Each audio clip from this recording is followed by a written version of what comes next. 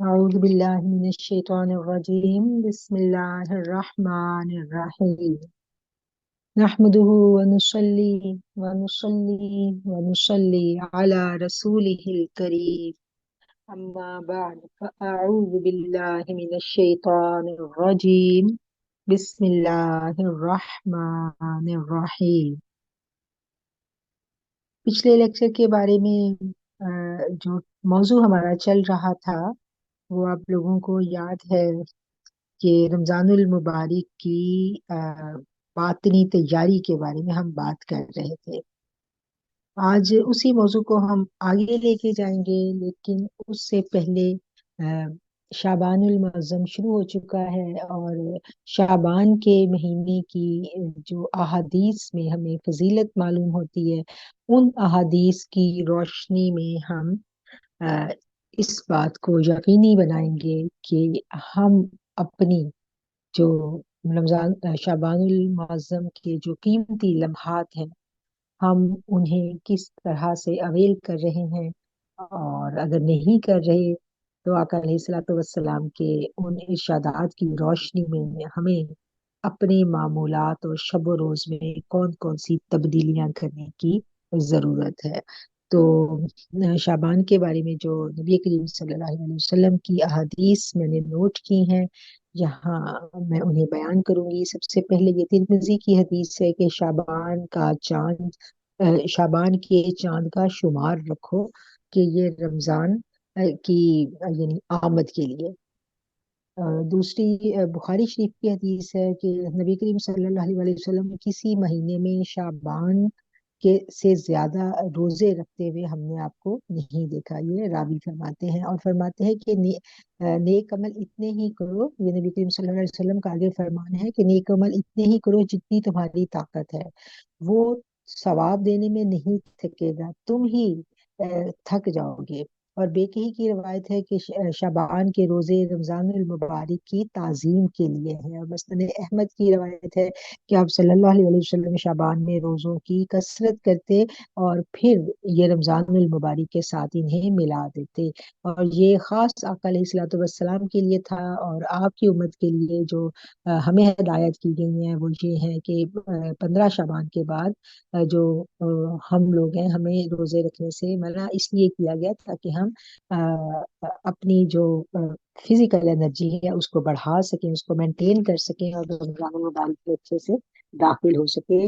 और 15 शाबान तक हमें रोजों की कसरत करनी चाहिए और रोजे रखने चाहिए, इसकी हमें अहादीस से तरगीब मिलती है।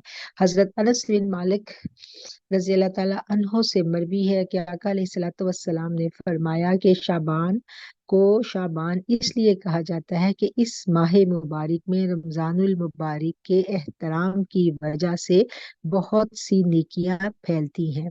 और अमाम कुस्तलानी इस बारे में, इस महीने के बारे में ये लिखते हैं कि सूरह अहज़ाब की जो आयत थी, इन्नल्लाह व मलाइकतहु युसल्लूना अलन नबी, दुरूद पाक के बारे में जो सूरह अहज़ाब की आयत है, वो ये लिखते हैं कि ये आयत इस महीने में नाजिल हुई थी, इसलिए इस महीने में हमें दुरूद और सलाम की कसरत करनी चाहिए।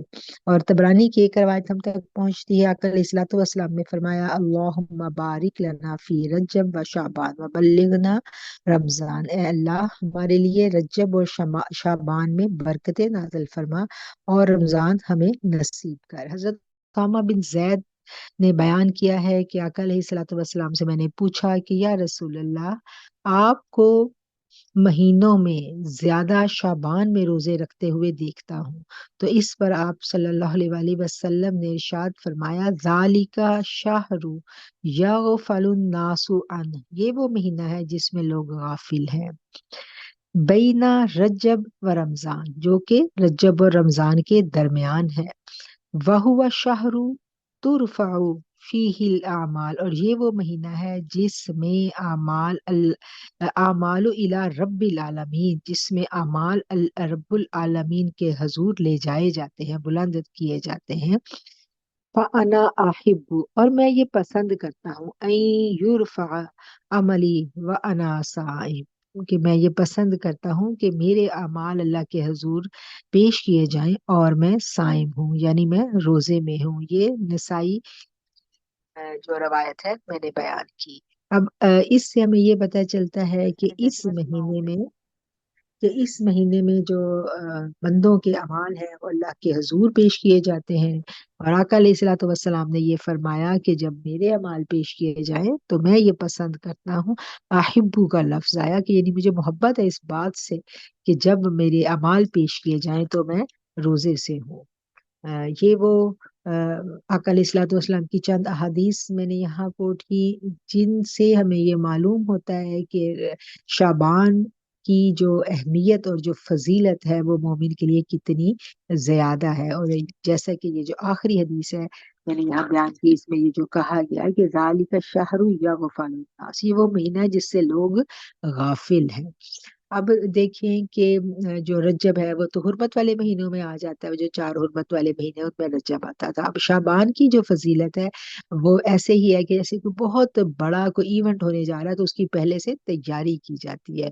और उस तैयारी में फिर शाबान की फजीलत आ जाती है कि चूंकि हम एक बहुत बड़ा महीना जिसको हम अवेल करने जा रहे हैं, और उसकी तैयारी के लिए हमें पहले से ही अपनी रूहानी और बातनी तैयारी जो है वो करनी शुरू कर देनी चाहिए। इसीलिए आप देखें कि हमने रजब से जो अपनी बातनी इस्लाह के जो लेक्चर्स थे उनके ऊपर फोकस करना शुरू किया ताकि हम अपनी जो कुलूब है, अपने जो दिल हैं, हम उन्हें मुनव्वर कर सकें।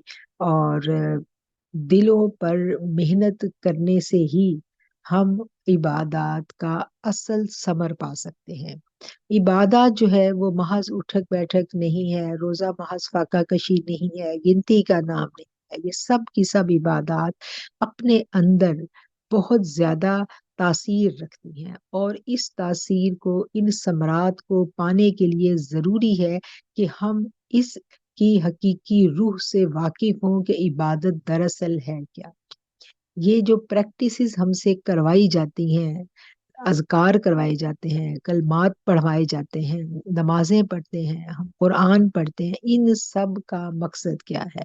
इनको पढ़ेंगे, समझे बिना भी पढ़ेंगे तो सवाब मिलेगा, नेकियां मिलनी है, क्योंकि अल्लाह ने कह दिया कि जो पढ़ेगा उसको नेकियां तो मिलनी है, उसमें कोई शक नहीं है। लेकिन इसका हकीकी समर वो हम कैसे हासिल कर सकते हैं, और वो हासिल करने के लिए कौन कौन से करने के काम है जो हमने करने हैं, ये हमारी सीरीज है जो चल रही है। इससे पहले 2 लेक्चर्स हम इस सिलसिले में जो है हम लोग इस पे बात कर चुके हैं, अपनी बातनी इस्लाह के बारे में। और जो पिछले लेक्चर का खुलासा भी जो आप लोगों ने बयान किया, अभी बातें जो की तज़किया नफ्स के हवाले से और इस्लाह बातन के हवाले से जो पॉइंट्स थे उनको हमने रिवाइज किया। आज हम उसी मौजू को आगे लेकर चलेंगे। जैसा कि पिछली दफा हमने बात की थी कि मोहब्बत के बिना इबादत जो है वो महज उठक बैठक रह जाती है, और मोहब्बत ही इबादत की असल रूह है। क्योंकि ये बात फिर मैं इसको रिवाइज ही कर रही हूँ क्योंकि ये वो बातें हैं जिनको हमने बार बार रिवाइज करना है। ये हर रोज बातें जो है हमें भूल जाती हैं और इनको हमने याद करना होता है कि जो नफ्स है ये बड़ा स्ट्रांग है। इससे इस ये हर हालत में इख्तियार चाहता है, इसको ताबियादारी बिल्कुल पसंद नहीं है, ये फर्मा बरदारी नहीं चाहता। और जो चीज इंसान को फर्मा बरदारी की तरफ लेके जाती है वो सिर्फ 2 चीजें हैं, यानी अमल में तब्दीली सिर्फ 2 वजूहात की बिना पर मुमकिन है। एक है खौफ और दूसरा है मोहब्बत। और इसीलिए जब हम इस्लाम का मिजाज देखते हैं तो इस्लाम इब्तिदा में हमें डरा के, खौफ ज़दा, आप देखिए ना, हमें बताया जाता है कि अगर तुम नेक अमल नहीं करोगे, नमाज छोड़ोगे तो ये अजाब होंगे, कब्र में ये अजाब होगा, दोजख में ये अजाब होगा। तो ये सब खौफ होता है अल्लाह का, तो हम उठ के खड़े होते हैं। जब उठ के खड़े हो जाते हैं नमाज के लिए अल्लाह के आगे, तो फिर अल्लाह कहते हैं कि जब मेरा बंदा मेरे पास आता है, मेरे आगे, तो फिर वो मुझे पहचानने लगता है। तो जब हम नमाज को उसकी रूह के साथ पढ़ना शुरू कर देते हैं तो फिर रब की तजल्लियात हमारे कुलूब पर होने लगती हैं। और जब रब की तजल्ली हमारे कुलूब पर होती है तो फिर हमारे कुलूब बदल जाते हैं। دل بدل جاتا ہے. جب دل بدلتا ہے تو پھر دل میں اللہ کی محبت پیدا ہو جاتی ہے. ٹھیک ہے. جب دل میں محبت پیدا ہوتی ہے رب کی، تو پھر رب سے ملوانے والا آقا علیہ الصلوۃ والسلام کی جو ہستی ہے، ہمیں ان کی طرف رجوع کرنا ہوتا ہے. سارے کے سارے محبت کے طریقے ہمیں اسی در سے ملیں گے. وہی در ہے جہاں سے ہم نے محبت کرنی سیکھی ہے. کہ نبی کریم صلی اللہ علیہ وسلم کو اپنے رب سے کتنی محبت تھی، اور کیا ان کا انداز تھا کہ اب ان سے زیادہ شفیع کون تھا اپنے گھر والوں کے لیے. تو آپ کی زوجہ محترمہ فرماتی ہے نا کہ آقا ہمارے درمیان بیٹھے ہوتے تھے، جب نماز کا ٹائم آتا تھا تو یوں ہم سے بیگانہ ہو جاتے تھے کہ جیسے ہمیں پہچانتے نہیں ہیں. اتنا شفیق، اتنا محبوب اپنی ازواج کے ساتھ محبت کرنے والا شوہر، اور جو ہی نماز کا ٹائم، جو ہی رب کا بلاوا آتا ہے تو وہ فوراً رب کی طرف یکسو ہو جاتے ہیں. تو یہ جو انداز ہمیں آقا علیہ الصلوۃ والسلام کی زندگی سے رب کی محبتوں کا ملتا ہے، یہی انداز ہمیں اپنانے کی ضرورت ہے، امت کو اپنانے کی ضرورت ہے. اور محبت کے بنا عبادت میں جو لذت اور جو تاثیر ہے، جو وہ پیدا نہیں ہو سکتی. اس کے لیے محبت ضروری ہے. اور محبت ایسی چیز ہے کہ جو جب ہمارے دل میں گھر کر جاتی ہے تو شیطان بڑا پیٹتا ہے، بڑا نوچتا ہے اپنے بالوں کو کہ اب یہ بندہ میرے ہاتھوں سے گیا. کیونکہ اب شیطان تو لذتوں میں الجھاتا ہے نا انسان کو. تو شیطان کی جو جال ہے، ان میں بہت بڑا جو اس کا حربہ ہے وہ کیا ہے کہ وہ لذت میں مبتلا کرتا ہے. گناہوں کی بڑی لذت ہوتی ہے، بڑا مزہ آتا ہے گناہوں میں. جیسے وہ ایک خاتون تھی تو وہ مجھے ایسے گوسپنگ پہ بات ہو رہی تھی، چگلی پہ، تو وہ مجھے کہتی ہیں چگلی اتنی مزے کی کیوں ہوتی ہے، اتنی نرم نرم، اتنی میٹھی. تو مطلب اگر ہم دیکھیں تو ان گناہوں میں بڑی لذت آتی ہے انسان کو، اس لیے تو انسان پھر دھنستا چلا جاتا ہے نا گناہوں کی طرف. تو یہ جو گناہوں کی عادت چھوٹتی ہے، اس کے لیے محبت ضروری ہے. محبت جب دل میں گھر کر جاتی ہے تو پھر جس سے محبت ہوتی ہے اس کے بارے میں سوچ کے ہی ہمیں لذت ملتی ہے، ہمیں مزہ آتا ہے. ہم بھاگتے ہیں نمازوں کی طرف، پھر نمازوں کا ہم انتظار کرتے ہیں. یہی بات ہم نے پچھلی دفعہ سیکھی تھی، اور اسی بات کو آج ہم دوبارہ ریوائز کر رہے ہیں. اور انسان جو ہے جب اپنے نفس کی قربانی دیتا ہے، نفس کی جو لذتیں، جو وہ ساری کی ساری ہمیں مزے مزے کی چیزیں دکھا رہا ہوتا ہے، تو جب ہم اس کی نفی کر دیتے ہیں تو پھر اس کی قیمت بہت بہت بڑی قیمت ہے. نفس کی نفی کرنے کی قیمت کوئی ادا نہیں کر سکتا.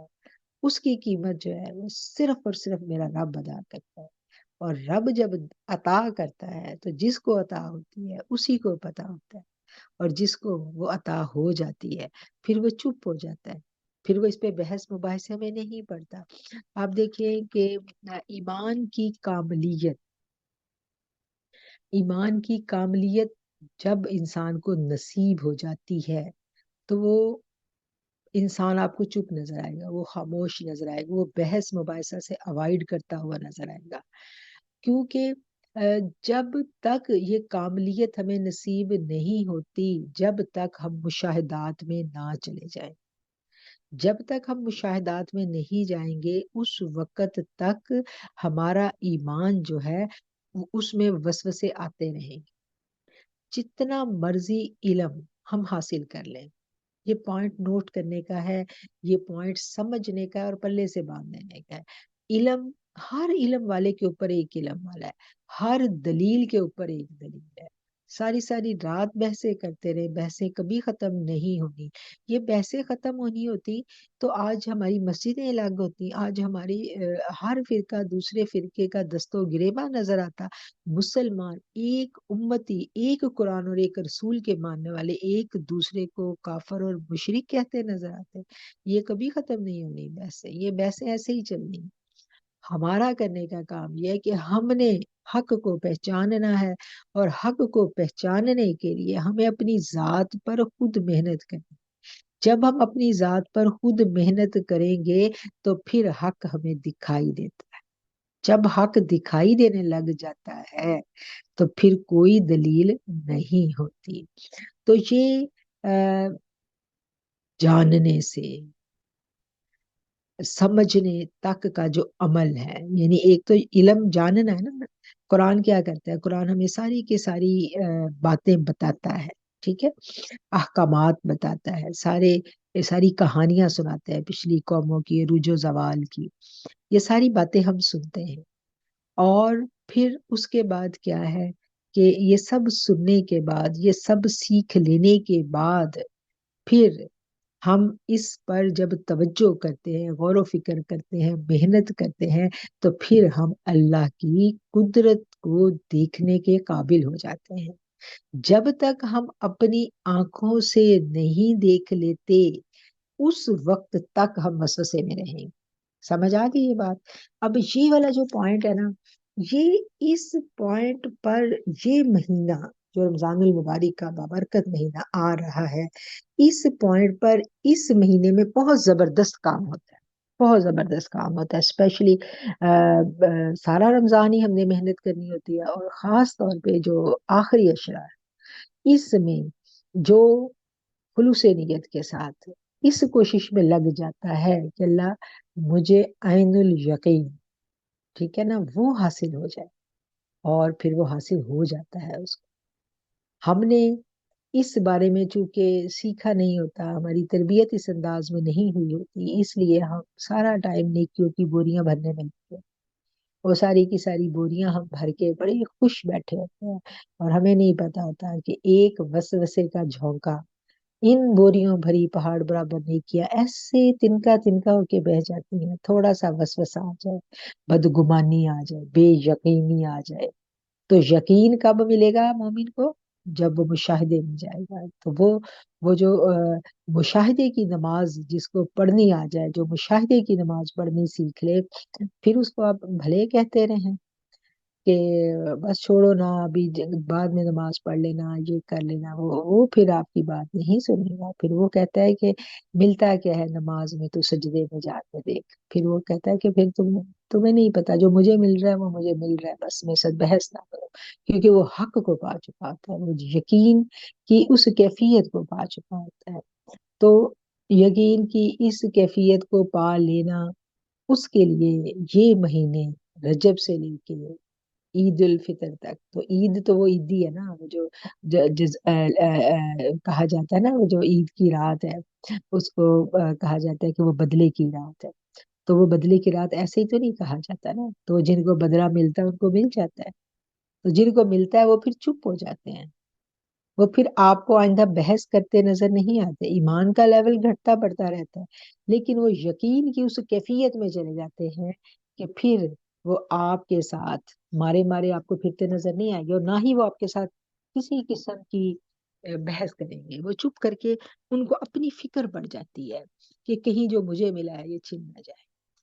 तो आज हम इस बात को डिस्कस करेंगे, इस बात को समझने की कोशिश करेंगे कि इस कैफियत तक पहुंचने के लिए हमें किन किन मराहल से गुजरना पड़ता है। ये पॉइंट नोट करने का पॉइंट है, जो लोग पॉइंट्स नोट कर रही हैं वो लोग इसको लिख लें कि इस मकाम तक पहुंचने के लिए हमें किन किन मराहल से गुजरना पड़ता है। वो मराहिल जो है वो शुरू हो जाते हैं जब हम तैयारियां शुरू करते हैं।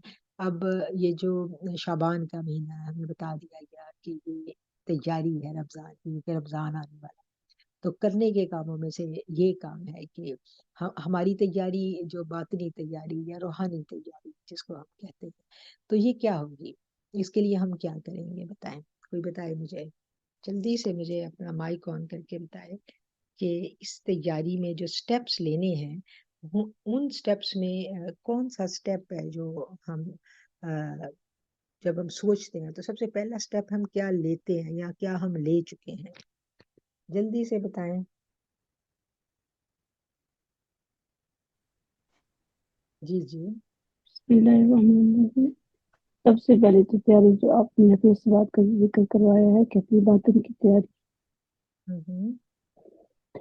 और अपनी क्या नाम है, हमें इस काबिल बनाए कि हम वो रोजे हमसे रखवाए, वो इबादत कराए जो अल्लाह के यहाँ कबूल है, ठीक खालिस है। नियत के साथ। کہ نفی اسبات یعنی کلمے کا ذکر ہمیں بہت کلمے زیادہ. کا ذکر بہت ٹھیک ہے. زیادہ ذکر کرنا، ٹھیک ہے. جس سے ہمیں دل کی قلب کی صفائی ہوگی. فائن ہو اور بالکل. ٹھیک ہے. سب سے ٹھیک ہے. پہلے جی جی. ٹھیک ہے. ٹھیک ہے. ٹھیک ہے. یہ روزینہ نے کہا کہ سب سے پہلی تیاری نفی اسبات یعنی کلمے کے اوپر کلمے محنت. کی. جی. جی اب ریز ہینڈ ہوا تھا نکھت جی شاہد.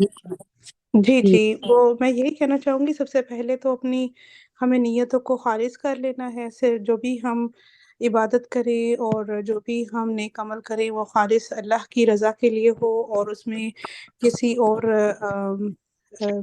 کا کوئی بھی مطلب حصہ نہ رہے ہماری اس عبادت کے اندر. صحیح. بالکل صحیح. درست نفی اسبات. اور دوسری بات انہوں نے کی نیت کا اخلاص خالص اللہ کے لیے. ٹھیک ہے. اور کوئی بات اور کون سی تیاری؟ السلام علیکم. زائدہ وعلیکم. نواز. جی جی.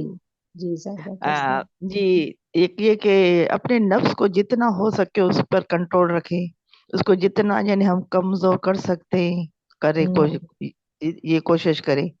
ہم تو پالتے یعنی ہیں روز اپنے نفس کو مزے مزے کے ہاں کھانے کے. بالکل، ہاں بالکل، یہ جتنا کمزور کر سکتے ہیں ہم اس کو یہ اپنی پریکٹس میں رکھیں کہ ہم اس کو اتنا دباتے جائیں، اس کو ویک کرتے جائیں ٹھیک اپنی ہے. بات. ٹھیک ہے. جی سوریا. السلام علیکم. وعلیکم السلام. تمام بہنوں کو السلام علیکم، اور خصوصاً ہماری باجی جان کو. شعبان المعظم جو ہماری تیاری کا وقت ہے، رجب سے ہم نے تیاری شروع کی ہے اس کی، اور اپنے آپ کو مستعد کیا ہے، اور اب شعبان المعظم میں ہم داخل ہو گئے ہیں. تو یہاں سے ہم جب تیاری شروع کریں گے تو ابھی سے ہم اپنا تزکیہ نفس شروع کریں گے. اپنے اندر کی خامیوں کو چن چن کے ایک ایک اپنی خامی، اپنے اندر کی برائی اس کو سامنے لائیں گے، اور ہم اپنے اندر کی ریپیئرنگ شروع کریں گے ابھی سے. گڈ. تو تاکہ جیسے کوئی چیز مشینری ہوتی ہے نا، اس کو کام میں لانے سے پہلے اس کو ریپیئر کیا جاتا ہے، اسی طرح ہم اپنے اندر کی من کی مشینری کو ریپیئر کریں گے، اپنے اندر گڈ. کی ساری برائیوں کو دور کریں گے، اور نیکی کے کام ابھی سے صدقہ وغیرہ اور نوافل کا زیادہ تر اہتمام، اور تہجد میں تھوڑا سا وقت بڑھا دیں گے، اور روزوں کا اہتمام انشاءاللہ تعالی، روزوں کا اہتمام، تسبیحات اور نفی اس بات کا جو ذکر ہے اس کو پہلے سے تھوڑا سا بڑھا دیں گے، بڑھا کیونکہ دیں. روٹین کی جو چیزیں وہ تو ہم کرتے رہتے ہیں، لیکن ان مہینوں کا یہی ہے کہ جب ہم زیادہ سے زیادہ ہم اپنی ان چیزوں پہ فوکس کریں گے تو پھر اس سے ہم اللہ سے زیادہ قریب ہوں گے. عبادات، تزکیہ نفس کے ساتھ عبادات کا یہ ہے کہ عبادات آپ کو اللہ سے قریب کرتی ہیں، خصوصاً گڈ. تہجد کا اہتمام جو ہے، تہجد میں اللہ تعالیٰ سے راز و نیاز کریں، اور ایک ایسا مطلب میں آپ کو بتا رہی ہوں کہ بعض اوقات ایسا ہوتا ہے کہ آپ تہجد کے ٹائم ایک لمبا سجدہ کریں، اور اس سجدے میں آپ جتنی تسبیحات آپ کو آتی ہیں وہ پڑھیں، اور اس سجدے میں آپ اللہ تعالیٰ سے باتیں کریں، اور وہ سجدہ آپ کو بہت سکون دیتا ہے، بہت بہت زیادہ. اور بالکل. وہ جو لذت اس سجدے کی ہوتی ہے، آپ دن میں بہت کوشش کر لیں آپ کو وہ چیز نصیب نہیں ہوتی. جی تو بالکل. بالکل. یہ اور جو اس کا سوریا نے بات اہتمام کی. کریں. جی جی. یہ جو آپ نے تو بات کی اللہ سے دعائیں مانگنے کی، تو یہاں میں جی جی ضمن کر سکوں کرتی چلوں کہ بعض لوگ یہ سمجھتے ہیں کہ لمبے سجدے میں صرف ہم سبحان ربی الاعلیٰ ہی پڑھ سکتے ہیں، اس کے علاوہ اور بھی دعائیں ہیں جو. اپی جان، کچھ دعائیں ہیں جو خاص طور پہ میں نے تجربہ کیا ہے، کہ جو تراویح کے درمیان کی دعا ہے، جو ہم تراویحوں کے 4 تراویحوں کے درمیان میں پڑھتے ہیں، سبحان ذی الملک والملکوت، یہ والی دعا اگر ہم سجدے میں پڑھتے ہیں تو آپ یقین کریں کہ ہمارے رونگٹے کھڑے ہو جاتے ہیں، اور ایک کپ کپی سی کیفیت طاری ہو جاتی ہے نا. اس میں سبحان اللہ و بحمدی، سبحان اللہ العظیم ہے، اور اس میں سبحان اللہ و بحمدی عدد خلقہ و رضا نفسہ و زینت عرشہ و مداد کلماتہ، یہ آپ پڑھ سکتے ہیں. تیسرا کلمہ پڑھ سکتے ہیں، اور یا حی یا قیوم یا ذا الجلال والاکرام، کہ جو مطلب تسبیحات اللہ کو نہایت پسند ہیں، اور اللہ تعالیٰ کو مطلب ان پہ بہت زیادہ اجر و ثواب کا اللہ تعالیٰ نے خوشخبری سنائی ہے، وہ تسبیحات پڑھیں. اور اس وقت یہ تصور کریں کہ دیکھیں ہماری شہ رگ سے قریب تر ہے، اور وہ تہجد کا جو ٹائم ہوتا ہے اس وقت جب انسان سجدے میں ہوتا ہے اس سرگوشی کو اللہ کے سوا کوئی نہیں سن رہا ہوتا، بالکل وہ رب کے سوا وہ سرگوشی جو صرف ہمارے کان تک بمشکل جا رہی ہوتی ہے، اور وہ جو رب جو بالکل ہوتا ہے شہ رگ سے قریب تر ہوتا ہے، اور جو شہ رگ ہے نا، میں نے پچھلے دنوں تجربہ کیا، میری جٹھانی ہے، ان کے گلے کا آپریشن تھا، تو ان کا مطلب اندر سے انہوں نے الٹرا ساؤنڈ کیا تھا، تو جو آواز کے آرگنز ہیں نا، تو وہ گلے میں شہ رگ کے قریب ہیں، زبان پہ ہمارے لفظ بعد میں آتے ہیں، جو آواز آتی ہے وہ شہ رگ سے آتی ہے۔ تو اللہ پاک بھی فرماتا ہے نا، جب پکارنے والا پکارتا ہے تو کون ہے جو اس کی فریاد سنے؟ تو جس وقت یہ چیز ہم تصور میں لاتے ہیں اللہ تعالیٰ کو اپنے نہایت قریب، اور کہتے ہیں نا کہ تہجد کے ٹائم اللہ پاک آسمان دنیا پر اپنے بندوں کے لیے جلوہ فرماتے ہیں اپنی شان کے لائق، اور پھر اس وقت بہت خوشخبریاں ہیں ان لوگوں کے لیے۔ تو وہ ان چیزوں کو اگر ہم ذہن میں رکھتے ہیں تو وہ اس چیز کے لیے پھر ہم سارا دن انتظار کرتے ہیں کہ کب وہ لمحہ آئے گا، کب ہم دوبارہ مطلب اس سجدے کے لیے انسان ترس جاتا ہے۔ تو وہ اس کا اہتمام کریں، رمضان سے پہلے یہ پریکٹس شروع کر دیں۔ اور رمضان میں جہاں ہم عبادات کرتے ہیں تو خواتین کا تھوڑا سا ہمارا یہ مسئلہ بھی ہوتا ہے کہ ہم زیادہ ٹائم ہمارا کوکنگ میں اور باقی گھر کے اہتمام میں چلا جاتا ہے، تو اس میں یہ ہے کہ کچھ چیزیں ایسی ہیں جن کی تیاری ہم رمضان سے پہلے ہی کر دیں، کپڑوں کی شاپنگ وغیرہ ہو گئی یا کچھ ایسی چیزیں کچن کے حساب سے ہوگی، وہ ہم پہلے کر دیں تاکہ ہمارا رمضان میں زیادہ سے زیادہ وقت بچ سکے، اور زیادہ سے زیادہ ہم جو ہے اس کا جو اصل مقصد ہے رمضان کا وہ ہم حاصل کر سکیں۔ جی شکریہ۔ بالکل بالکل، جزاک اللہ خیر۔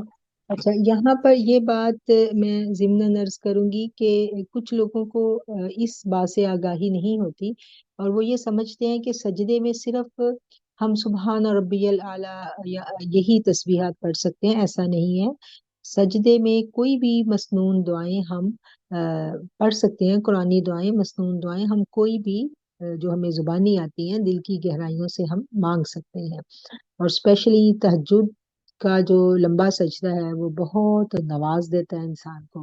اور ایک اور بات کہ تہجد کے ٹائم جو صلاۃ التسبیح ہے، یہ بھی ایک بہت، کیونکہ اس وقت قیام کا کہا گیا ہے، قیام طویل ہونا چاہیے، تو طویل قیام، طویل رکوع، طویل سجدے، یہ صلاۃ التسبیح اگر ہم سجدے تہجد میں اپنی روٹین میں رکھیں تو یہ 20 منٹ لگتے ہیں اس کو، تو یہ بھی بہت ایک آپ دیکھیں کہ بڑی تبدیلی لاتی ہے آپ کے اندر۔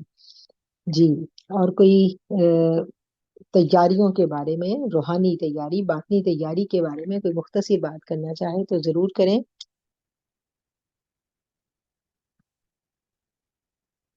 چلیں، ہم بات کر السلام رہے تھے۔ علیکم۔ جی جی، وعلیکم السلام۔ السلام علیکم گستیا باجی اور باقی سب کو۔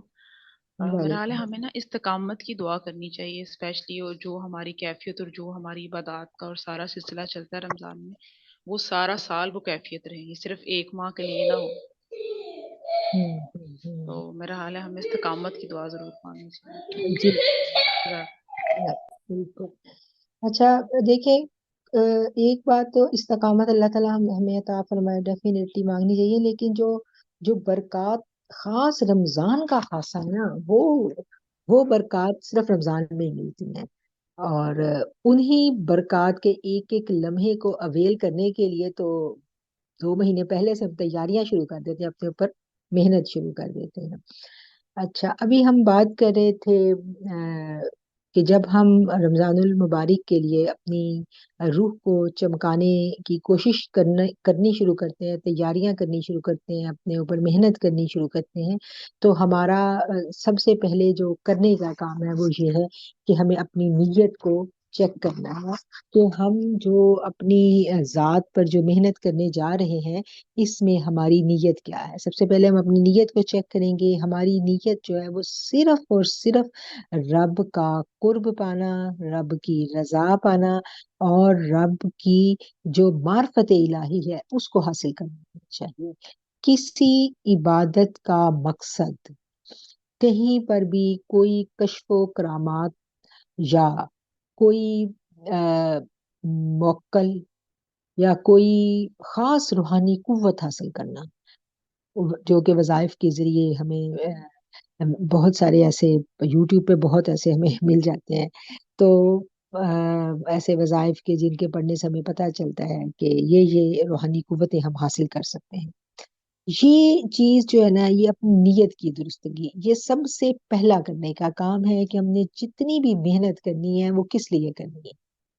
ہم نے وہ ساری کی ساری محنت جو ہے، ہمارا اگر مطمع نظر یہ ہوگا کہ ہمیں کوئی درجہ مل جائے، ہمیں کوئی قوت حاصل ہو جائے، کوئی موکل ہمارے قابو میں آ جائے اور کوئی تصرفات مل جائیں.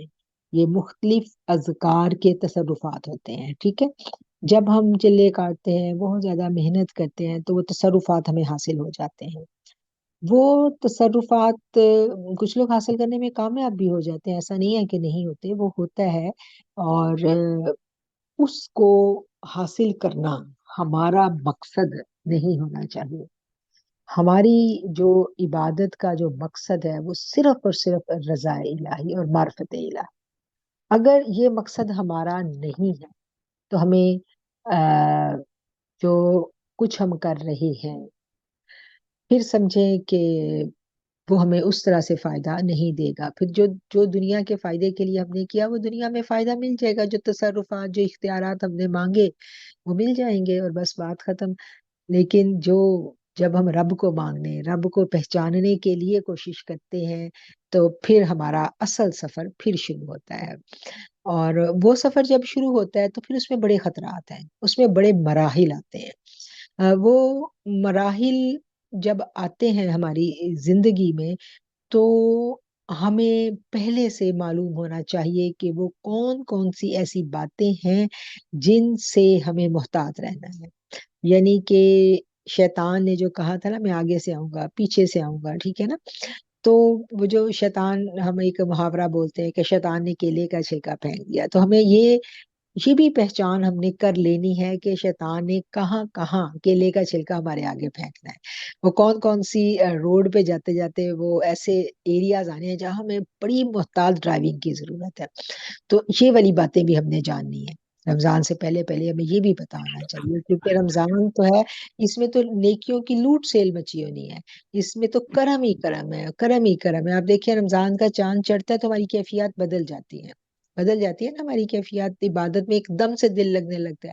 وہ جو ہمیں 17 رکعتیں عشاء کی بھاری ہو رہی ہوتی ہیں، ہم کہتے ہیں کسی طرح ہم 9 ہی پڑھ لیں، ہم 7 ہی پڑھ لیں. کوئی طریقہ نہیں ہے، کوئی پتہ چل جائے کہ بس 5 رکعتوں میں ہماری عشاء پوری ہو جائے. چلو وتر بھی ایک ہی پڑھ لیتے ہیں، کہیں نہ کہیں سے ایک کبھی حوالہ ثبوت ہم ڈھونڈنے کی کوشش کرتے ہیں. مطلب عام دنوں میں ہمیں عبادت بڑی بھاری لگ رہی ہوتی ہے، لیکن جب رمضان المبارک آتا ہے تو ہم 17 عشاء کی تو ہمیں لگتا ہے یہ تو بالکل ہی کوئی کام ہی نہیں ہے، تو ہم پڑھ ہی لیں گے. تو ہم تو تراویحوں کے چکر میں ہوتے ہیں کہ تراویح ہم 20 کی 20 پڑھ لیں، اور اللہ پھر ہمت بھی دیتا ہے، توفیق بھی دیتا ہے، اور ہم پڑھ بھی لیتے ہیں. تو مطلب کہ وہ ساری کی ساری کرم نوازیاں جو ہم سمیٹتے ہیں، اس مرتبہ ہم نے ذرا مختلف انداز میں سمیٹنی ہے. اس دفعہ ہم نے پوری تیاری کے ساتھ رمضان المبارک میں داخل ہونا ہے. اور یہ تیاری آپ دیکھیں کہ 2 ہفتے ہو گئے ہم کرتے ہوئے اس پہ کام، اور آج ہمارا تیسرا ویک ہے، ہم اس پہ کام کر رہے ہیں. اور انشاءاللہ سے اسی موضوع کو ہم جاری رکھیں گے. ہمارا جو اگلا پروگرام ہوگا شب بارات کے حوالے سے، 15 شعبان کی فضیلت، اہمیت اور اس کے جو ابہام ہیں ان کے بارے میں ہم گفتگو کریں گے. اور ساتھ کے ساتھ اپنی اس گفتگو کو بھی ہم فائنلائز کریں گے کہ وہ کون سے خطرات ہیں جو اچک لے جاتے ہیں ہماری اس تمام نورانیت کو، جو ہم بڑی محنت سے ہم اپنے دل میں اکٹھی کرتے ہیں. تو وہ سارے کے سارے جو پوائنٹس ہیں انشاءاللہ ہم نیکسٹ ویک ان کو ڈسکس کریں گے. اور آج جو باتیں ہم نے کی ہیں اس میں جو سب سے ضروری اور اہم بات ہے وہ یہ ہے کہ ہمیں اپنا ٹارگٹ سیٹ کرنا ہے کہ ہم نے رمضان المبارک میں پوری کی پوری اپنی روحانی تیاری کے ساتھ داخل ہونا ہے. اور کرنے کے کاموں میں سے یہ کام ہے کہ پریکٹس ابھی سے شروع کر دینی ہے، اپنی عبادات کے اوقات کو ہم نے بڑھا دینا ہے. اور جو لوگ صرف فرض نماز پڑھ رہے ہیں وہ ساتھ کوشش کریں کہ ابھی سے سنتوں کا اہتمام کریں. اور تاکہ ہم اپنے قلب میں زیادہ سے زیادہ نور اکٹھا کر سکیں. ہر عبادت جب ہم کرتے ہیں، ہر اللہ کا جو کلام ہے اس کا ایک ایک حرف جب ہماری زبان سے ادا ہو جاتا ہے تو وہ ہمارے قلب کے نور میں اضافہ کرتا ہے. ٹھیک ہے، ایک اللہ ہم اپنی زبان سے جب ادا کرتے ہیں تو اسی لمحے ہمارے اوپر اللہ کے نام کی ادائیگی کی وجہ سے ہمارے اوپر اللہ کے نام کے کیا کہنا چاہیے، صرف کہنے پر ہمارے اوپر انوارات گرتے ہیں. تو آپ دیکھیں کہ ان انوارات کو ہم نے محفوظ کرنا شروع کر دینا ہے اسی مہینے سے. اور انشاءاللہ جب رمضان کا چاند چڑھے تو ہم اتنا سارا زیادہ راہ اکٹھا کر چکے ہوں کہ ہمارا جو قلب ہے وہ ہمارے سینے میں چمچما رہا ہو، اس میں سے ساری سیاہیاں دھل چکی ہوں. اور ہم اپنی جو وہی بات ہے کہ عبادات کے اوقات کو بڑھانے کی کوشش کریں گے، اور اس کے ساتھ ساتھ ہم اپنی نیتوں کی درستگی پہ کام کریں گے کہ ہم نے جتنی عبادات کرنی ہے، جو بھی محنت کرنی ہے، وہ صرف اور صرف ہمارا مطمع نظر جو ہے وہ معرفت الہی کا حصول ہے.